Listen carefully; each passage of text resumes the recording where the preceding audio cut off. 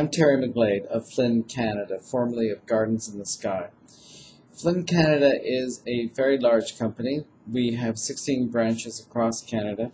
We are the largest roofer, glazer, architectural panels, and green roofers in the country. Because of that, we are able to do jobs that range from sizes of like 1,000 square feet to 4.6 acres, like the Vancouver Convention Center.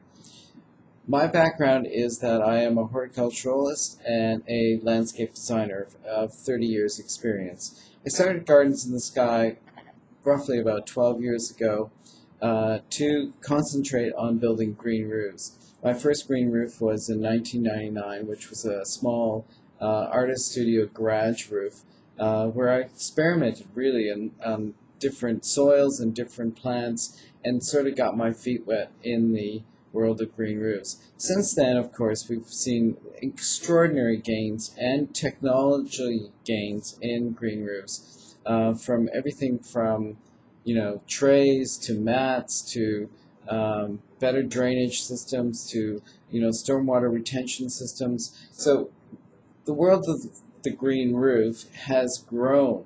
And I'm proud to say that I have been one of the few people in Canada who has been able to both work in it and also help get it started. So today we're going to focus on 3 of our projects that we did over the last 3 years here in Toronto, because we're not going to talk about all 16 different geographical locations, but the sites here in Toronto represent roofs that are on the ground floor, the first floor, the 8th floor, and the 10th floor.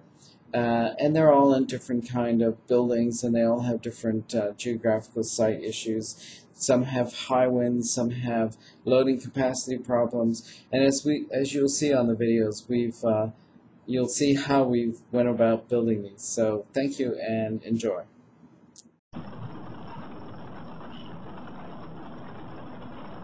Constructing Gardens in the Sky by Terry McGlade. The first project we're going to look at is ESRI, which is the tenant of a building, 12-story building on the Don Valley Parkway in Toronto. It is a tenant with global reach in its products, and it was feeling that its outdoor space was unused and a completely waste of an open space that they could use for their themselves, for their own client outreach, as well as for their own staff. As you can see, it's turned into a marvelous garden. But to start with, one of the big problems was that as tenants, they were told by the management that they had to leave the existing patio stones down, and they could do anything they wanted above it, but they had to leave those patio stones. But we discovered that the patio stones weren't level, so you can't have a garden or a landscape that is sitting on an unlevel space if you plan on having people walk out there and use it as a habitable space.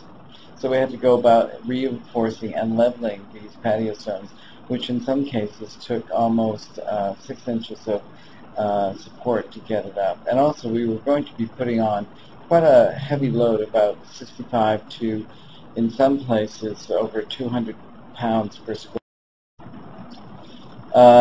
The site was an interesting challenge because it was a glass building, which meant that everything had to be hauled up by a crane, which could only locate itself on one edge of the property because the rest of it was an underground parking lot and also a accessible fire route. So we had to do all the work, especially the lifting, on the weekend because we couldn't block the fire route during the week, because that's when most of the tenants were occupying their spaces.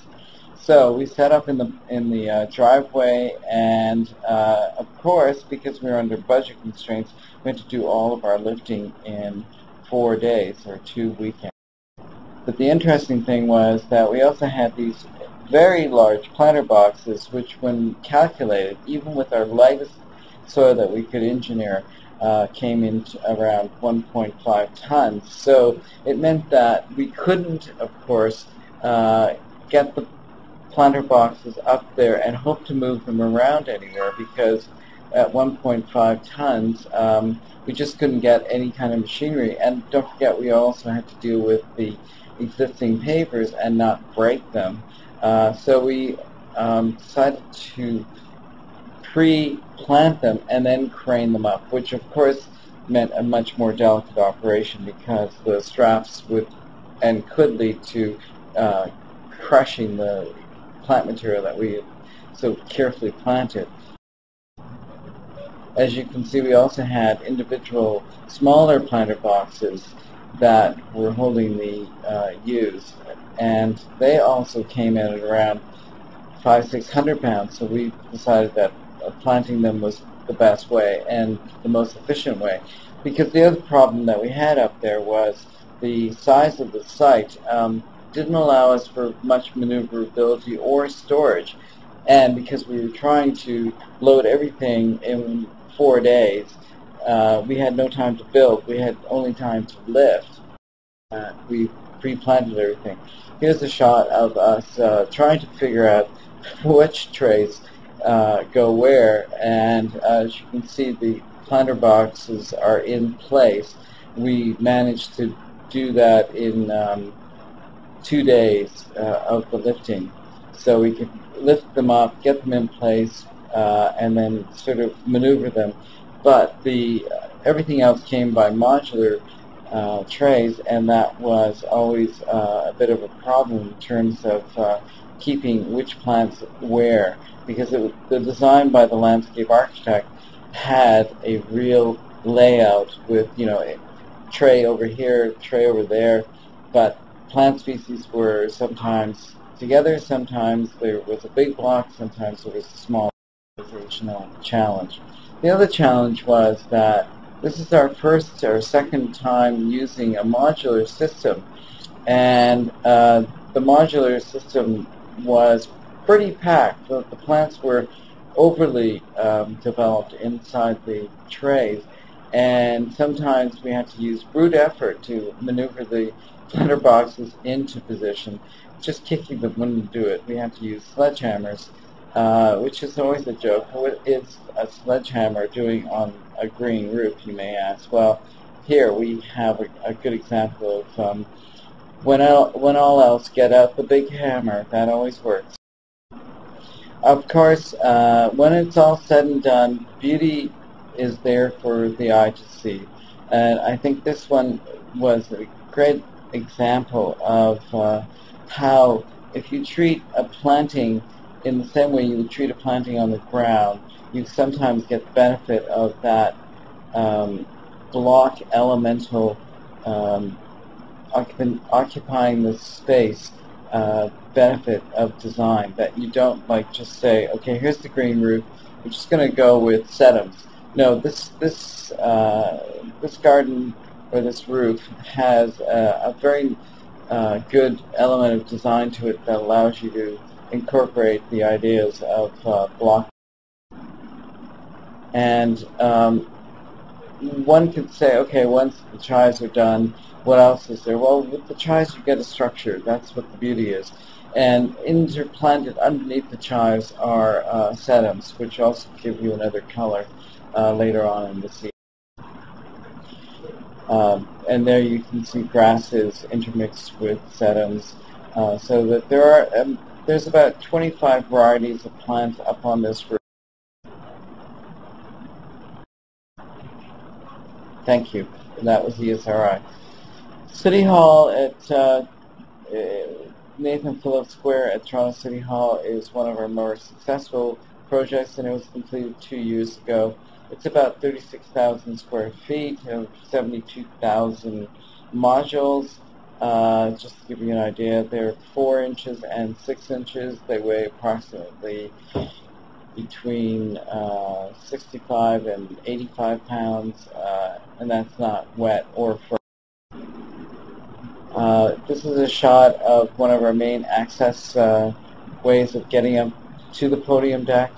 It is a ramp that was built as part of the original City Hall, so that people could walk up the ramp and visit the podium. But because the podium was unsafe for almost 25 years, it was never used. When I was a child, there would be cavalcades of cars. I remember when the Toronto Maple Leafs won their last Stanley Cup, they were driven up this ramp onto the top and waved to us, all cheering down below. But unfortunately, the ramp and the railing system of the parapets of the podium were deemed not within the bylaws, safety bylaws, and so part of this job was to extend the parapet so that it met the building. But our delivery system was, because the building is so big, it's 36,000 square feet of green, but it's 150,000 square feet of roof, and it circles the whole podium. We had to devise various ways of getting our plant material from where we were unloading onto a conveyor belt and shot 200 feet down the conveyor belt to where people could unload it. Again, the interesting issue was how do you deal with the delivery system? How do you get the plants up there, and where do they come from? We ended up closing a street for almost 2 months, paying police duty cops to watch while we unloaded, and also providing scaffolding so we could crane over top of this roadway and people could walk underneath, but they couldn't drive anymore. These kinds of site conditions are part and parcel of every kind of job you get in the green roofing industry. No site is easy, whether it's a site or it's post-building and they've taken away the construction elevator and you've got to come in with your own crane. It's always a problem. We are working on roofs. That's what it is. That's where it is, and that's always going to be our problem. So site conditions are one of the situations that we have to mostly deal with. This is showing us one of the cart systems that we would use to pick up what are called hoppets, where the trays are loaded onto.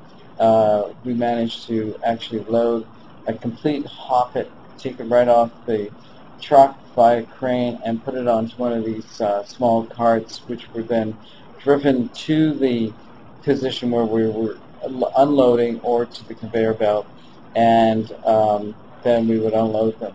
It was a issue of course protecting the membrane, so that's why the plywood is down, so we could at least put the weight of that hoppet and distribute it onto the wheels and not have almost a ton sitting on one wheel.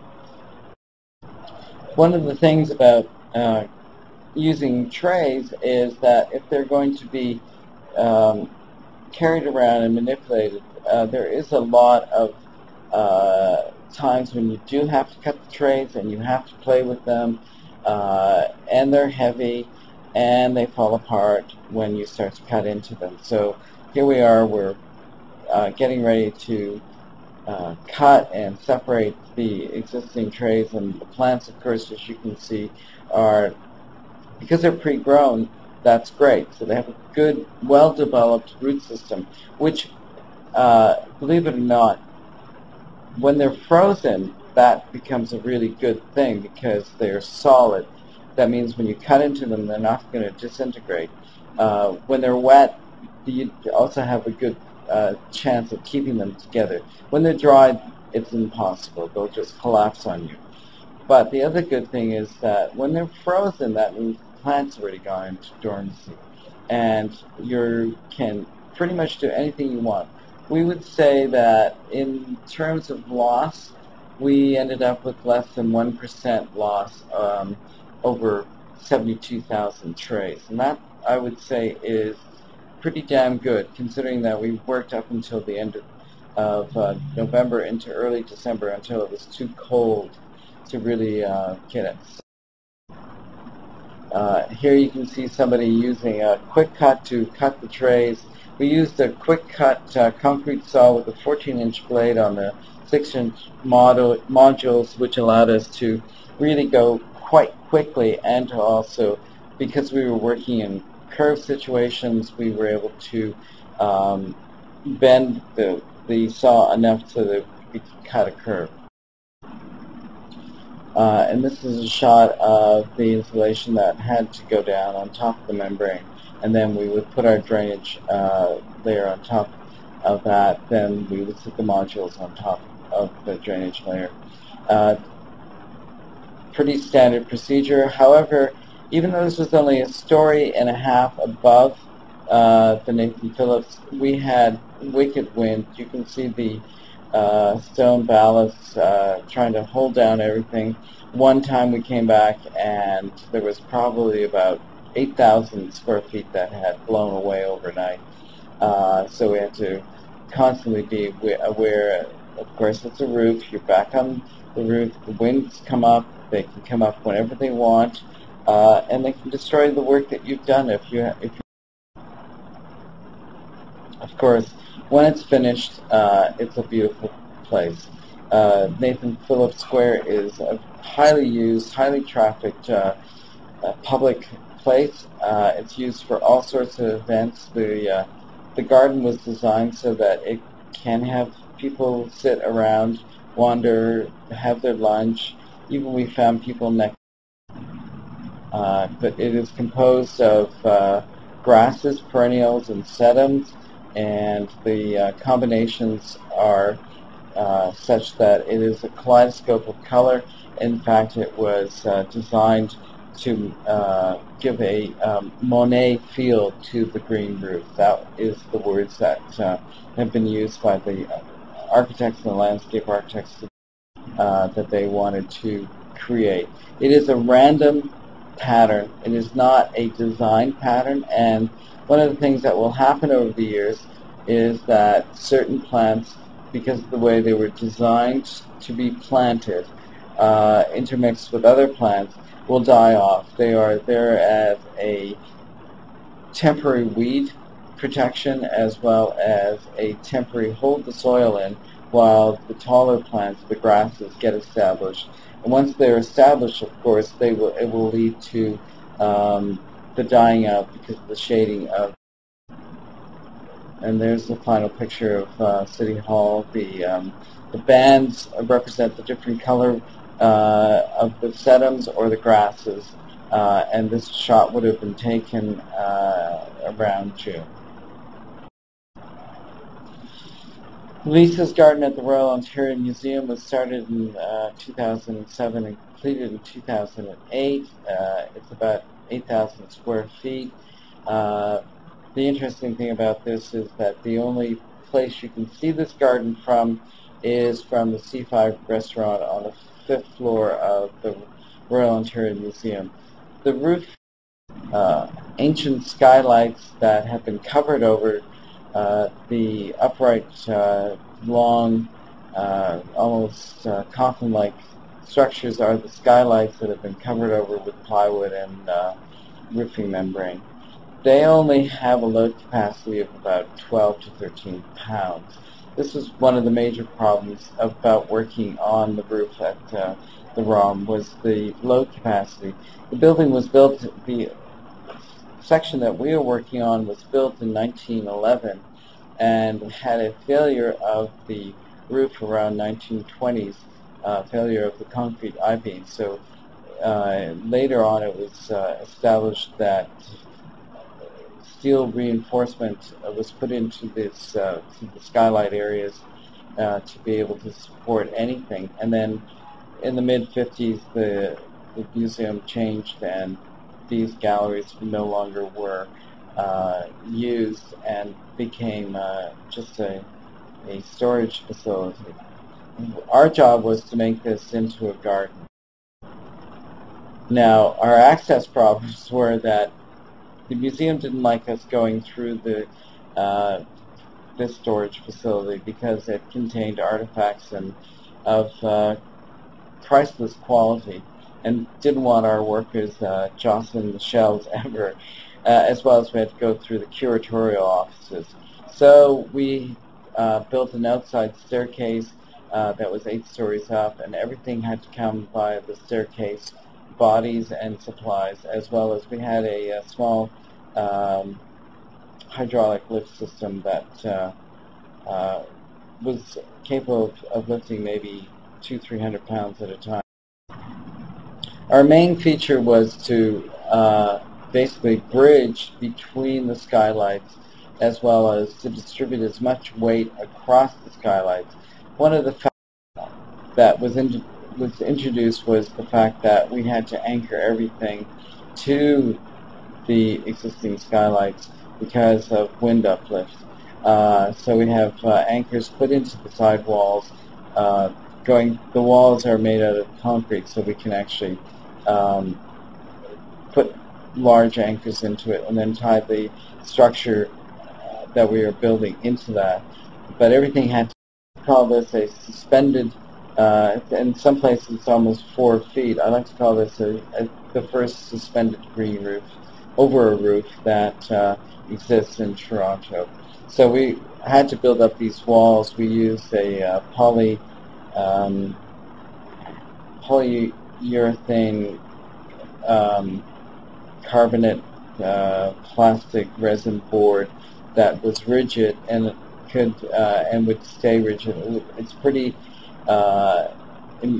immovable once it doesn't have any freeze-thaw action at all.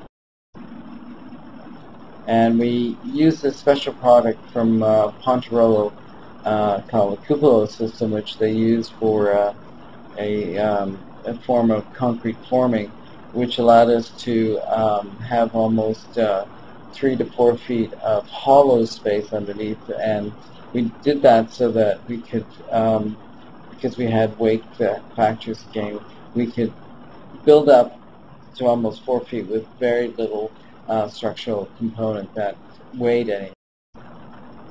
And you can see the cupola in this photograph. But it added a huge amount of work to this project, and during the estimating we thought we had that figured out, but you never know. You don't take into factors how long it's going to actually take you to work with a product you've never worked with. Here we are, we're putting on the last stages of the drainage board, and you can see the plastic sheets are down, and then we have the drainage board on top of that. The whole project has a 2 to 4 inch slope, so we had key drains put into at various ends of the sections of the. Now the biggest factor in this job was really, in fact, the weight factor. It turned out that we had 17 pounds per square foot, which turned out to be, once you deducted the actual structural components, the sheeting and the cupola and the wood, we only ended up with 13 pounds, which meant that the lowest weight that we could come up soil-wise was about 4 pounds. So we ended up with 3 inches, roughly, of growing medium. Now, 3 inches is almost okay, but you have to remember that when you have only 3 inches, you have an evapotranspiration rate that is exactly at 3 inches. So the amount of water you put in, the amount of water that stays in the system is almost equal to the amount of water that you put in. So if you put in rain, if you have a rainfall, yes, one day it'll stay there, but the next day it's gone if it's a hot summer day. So we were faced with the fact in the first couple of years of watering almost twice a day because some of the sections were less than 3 inches, and our growth was being zapped by the heat coming off the building. That wonderful and glistening silver siding is a complete heat pump. It just takes the heat from the sun and pushes it out. And we did a measurement at one point that it was 10 degrees hotter within 10 feet to 20 feet of the building. So, suddenly your plants in that section are getting fried. They're up to 50 degrees without a blink now. And given the fact that it was only 3 inches, the staying power of the water was gone. It would come in, and within 2 hours it was totally gone. So we constantly were watering, which is not a very ecologically stable situation. But today it's a lot better. We've been able, the plants have been able to establish themselves. We've got a good root system, which is also meant that they can protect themselves better and trap more water. So we're not watering twice a day. One of the things that we did, though, is because of the high wind conditions, we ended up using a erosion control mat, which is the brown that you and this was always the view that we had to use to say, okay, can we make people in that restaurant think that they're seeing green? And eventually it did become that way, and this is the permanent look. Even in winter, we had to take that into consideration. And here it is. This was taken spring of 2010. So it would have been down for 2 years, and you can see the chives are blooming and the sedums are starting to bloom. So we have chives and we have horsetail grass, equisetum, and the trees are planted in actually they're located over special loading beams in the building, and they are in 2.5 by 2.5 squares. And they're small trees so that they won't ever grow very tall. And as part of the structural analysis of the project, the structural engineers have cited a 13-foot maximum on the height of these trees. And there's a shot going the other way. The glass is to represent water flowing. We never could trap water to stay up there for any length of time, again, of course. And this is a shot in September of last year, looking, of course, the same way. And you can see how the chives and the equisetum are mixing up, and the sedums are growing at the far, and that's looking towards the C5 restaurant. I think that this project took 3 years to actually mature as opposed to the other ones, and demonstrates how the plant-in-place style of green roof does take its time, but it can work. And the lessons we learned from this 3-inch soilless medium that we crafted for this, or engineered for this project, has been a real steep learning curve. And I would never do it again if I had my choice. But it's good to know that you can, and you have to learn to understand your plant needs as your primary focus to doing a project like this. Well, I hope you've learned something from our presentation. We have felt that building green roofs is both a pleasure and a pain. But when you take into consideration what we are doing in terms of the environment, I like to think that we are green warriors without the sort of warrior context, but I feel that what we are doing, as Greenroofs.com says, is plant a green roof, save a life. So I hope you enjoy. Thanks very much.